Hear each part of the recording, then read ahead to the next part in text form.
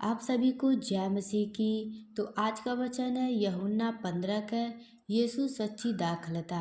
तो इस वीडियो को पूरा देखिएगा और ज़रूर शेयर करिएगा। पिता परमेश्वर इस वचन के द्वारा आप सभी को आशीष दे और बहुतायत से आशीष दे। तो मैं प्रार्थना करती हूँ, हे पिता परमेश्वर, जितने भाई बहन ने इस वचन को सुना है और विश्वास किया, परमेश्वर उन भाई बहनों को आशीष दीजिए और बहुतायत से आशीष दीजिए। आमीन। तो आप लोग को अगर परमेश्वर के वचन पे विश्वास होगा तो कमेंट में आमीन लिखना और पूरा वचन को ध्यान से सुनना, तब समझ में आएगी आप लोग को। सच्ची दाखलता मैं हूँ और मेरे पिता किसान है। जो डाली मुझ में है और नहीं फलती उसे वह काट डालता है, और जो फलती है उसे वह छांटता है ताकि और फैले। तुम तो उस वचन के कारण जो मैंने तुमसे कहा है शुद्ध हो।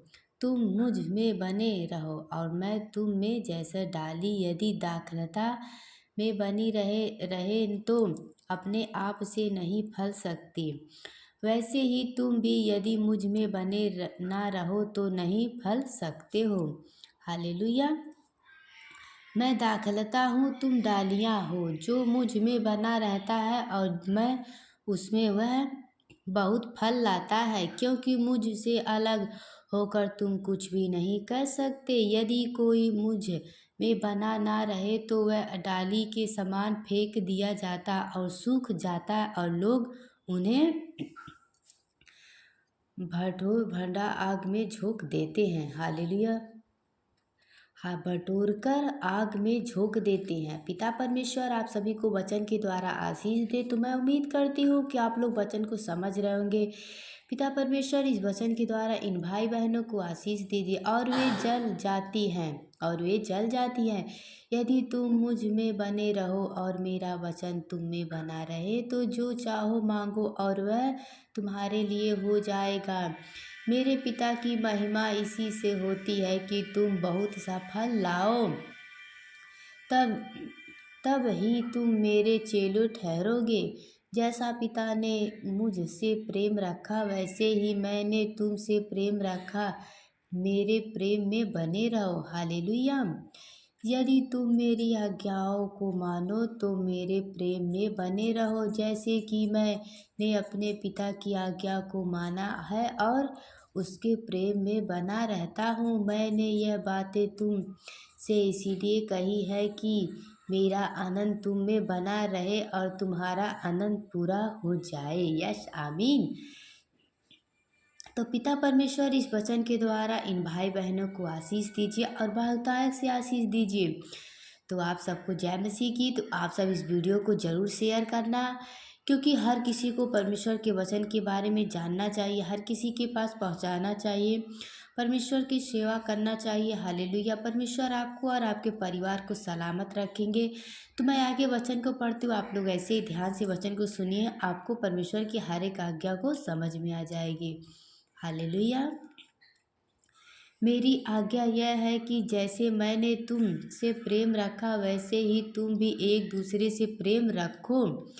इससे बड़ा प्रेम किसी का नहीं कि कोई अपने पुत्रों इससे बड़ा प्रेम किसी का नहीं कि कोई अपने मित्रों के लिए अपना प्राण दे। जो आज्ञा मैं तुम्हें देता हूँ, यदि उसे मानो तो तुम मेरे मित्र हो। अब से मैं तुम्हें दास ना कहूँगा, क्योंकि दास नहीं जानता कि उसका स्वामी क्या करता है, परंतु मैंने तुम्हें मित्र कहा है, क्योंकि मैंने जो बातें अपने पिता से सुनी वह सब तुम्हें बता दी। हालेलुया। तुमने मुझे नहीं चुना, परंतु मैंने तुम्हें चुना है और तुम्हें नियुक्त किया है कि तुम जाकर फल लाओ और तुम्हारा फल बना रहे, कि तुम मेरे नाम से जो कुछ पिता से मांगो वह तुम्हें दे। इन बातों की आज्ञा मैं तुम्हें इसीलिए देता हूँ कि तुम एक दूसरे से प्रेम रखो। हालेलुया। तो पिता परमेश्वर आप सभी को वचन के द्वारा आशीष दे। तो मैं उम्मीद करती हूँ कि आप लोग को वचन समझ में आया होगा। तो यहाँ परमेश्वर ने हमें आज्ञा दिया है कि एक दूसरे से प्रेम रखो, और हमने परमेश्वर को नहीं पाया है, परमेश्वर ने हमें चुना है, तब हम परमेश्वर के पास गए हैं। हालेलुया। तो मैं आगे एक और वचन पढ़ती हूँ, यूहन्ना 15 का 18 में, संसार का बैर। हालेलुया। तो इस वचन को ध्यान से सुनना, यहाँ पर परमेश्वर ने वचन में समझाया है बहुत अच्छे से। हालेलुया। यदि संसार तुमसे बैर रखता है तो तुम जानते हो कि उसने तुमसे पहले मुझसे बैर रखा है। यहाँ परमेश्वर ने कहा है कि यदि संसार, यानी संसार जो कुछ लोग होते हैं बहुत बुरा सोचते हैं, तो उनके बारे में ऐसे परमेश्वर ने कहा, यदि संसार तुमसे बैर रखता है तो तुमसे पहले मुझसे बैर रखा था, मतलब उन्होंने परमेश्वर से बैर रखा था पहले। यहाँ परमेश्वर ने कहा, यदि संसार तुमसे बैर रखता है तो तुम जानते हो कि उसने तुमसे पहले मुझसे बैर रखा। यदि तुम संसार के होते तो संसार अपने से प्रेम रखता, परंतु इस कारण कि तुम संसार के नहीं, वरन मैंने तुम्हें संसार में से चुना लिया है, इसीलिए संसार तुमसे बैर रखता है। जो बात मैंने तुमसे कही थी, दास अपने स्वामी से बड़ा नहीं होता, उसका याद रखो। हालेलुया। परमेश्वर आप सभी को ऐसे ही वचन के द्वारा आशीष दे। तो आप सब वचन को ध्यान से सुनिएगा, वचन के द्वारा प्रभु जी आपको आशीष देंगे। हालेलुया। यदि उन्होंने मुझे सताया तो तुम्हें भी सताएंगे। ध्यान से आप लोग वचन सुनना, यदि उन्होंने मुझे सताया तो तुम्हें भी सताएंगे। यदि उन्होंने मेरी बातें मानी तो तुम्हारी भी मानेंगे। परंतु यह सब कुछ वे मेरे नाम के कारण तुम्हारे साथ करेंगे, क्योंकि वे मेरे भेजने वाले को नहीं जानते। यदि मैं ना आता और उनसे बातें ना करता तो वे पापी ना ठहरते, परंतु अब उन्हें उनके पाप के लिए कोई बहाना नहीं है। जो मुझसे बैर रखता है वह मेरे पिता से भी बैर रखता है। यदि मैं उनमें वे काम ना करता जो और किसी ने नहीं किया तो वे पापी नहीं ठहरते, परंतु अब तो उन्होंने मुझे और मेरे पिता दोनों को देखा और दोनों से बैर किया है। यह इसीलिए हुआ कि वह वचन पूरा हो जो उनकी व्यवस्था में लिखा है, उन्होंने मुझसे व्यर्थ बैर किया, उन्होंने मुझसे व्यर्थ बैर किया। परंतु जब वह सहायक आएगा जिसे मैं तुम्हारे पास पिता की ओर से भेजूंगा। हालेलुया। परंतु जब वह सहायक आएगा जिसे मैं तुम्हारे पास पिता की ओर से भेजूंगा, अर्थात सत्य का आत्मा जो पिता की ओर से निकलता है, तो वह मेरी गवाही देगा और तुम भी मेरे गवाह होकर, क्योंकि तुम आरंभ से मेरे साथ रहे हो। यश आमीन। तो परमेश्वर आप सभी को वचन के द्वारा आशीष दे और बहुतायत से आशीष दे। तो मैं उम्मीद करती हूँ कि आप लोग को वचन समझ आया होगा। परमेश्वर बहुतायत से आशीष दे। यह बातें मैंने तुमसे इसीलिए कही कि तुम ठोकर ना खाओ। यह बातें मैंने तुमसे इसीलिए कही कि तुम ठोकर ना खाओ। वे तुम्हें आराधनालय में से निकाल देंगे, वरन वह समय आता है कि जो कोई तुम्हें मार डाले वह समझेगा कि मैं परमेश्वर की ओर कहता हूँ। हालेलुया। तो परमेश्वर इस वचन के द्वारा आप सभी को आशीष दे और बहुतायत से आशीष दे। तो मैं उम्मीद करती हूँ कि वचन आप लोग को समझ आया होगा। तो मैं आगे वचन को पढ़ती हूँ, आप लोग ध्यान से इस वचन को सुनिएगा। यहाँ परमेश्वर ने वचन में कहा है पवित्र आत्मा के कार्य। यहाँ परमेश्वर ने वचन में कहा है पवित्र आत्मा के कार्य। तो इस वचन को ध्यान से सुनिएगा आप लोग।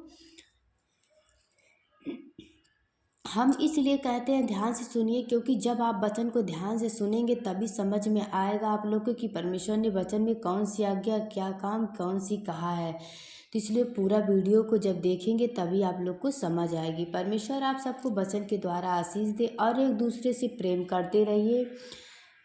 और ये वचन है यूहन्ना 16 का पवित्र आत्मा के कार्य। मैंने आरंभ में तुमसे यह बातें इसीलिए नहीं कही क्योंकि मैं तुम्हारे साथ था, परंतु अब मैं अपने भेजने वाले के पास जाता हूँ और तुम में से कोई मुझसे नहीं पूछता तू कहाँ जाता है, परंतु मैंने जो यह बातें तुमसे कही है इसीलिए तुम्हारा मन शोक से भर गया है। हालेलुया। तो मैं आगे वचन को, तभी मैं तुमसे सच कहता हूँ कि मेरा जानना जानना तुम्हारे लिए अच्छा है। मेरा जाना तुम्हारे लिए अच्छा है, क्योंकि यदि मैं ना जाऊँ तो वह सहायक तुम्हारे पास ना आएगा, परंतु यदि मैं जाऊँगा तो उसे तुम्हारे पास भेजूँगा। वह आकर संसार को पाप और धार्मिकता और न्याय के विषय में निरुक्त करेगा। पाप के विषय में इसीलिए कि वे मुझ पर विश्वास नहीं करते। हालेलुया। और धार्मिकता के विषय में इसीलिए कि मैं पिता के पास जाता हूँ और तुम्हें मुझे फिर ना देखोगे। न्याय के विषय में इसीलिए कि संसार का सरदार दोषी ठहराया गया है। हालेलुया। मुझे तुमसे और भी बहुत सी बातें करनी है, परंतु अभी तुम उन्हें सह नहीं सकते।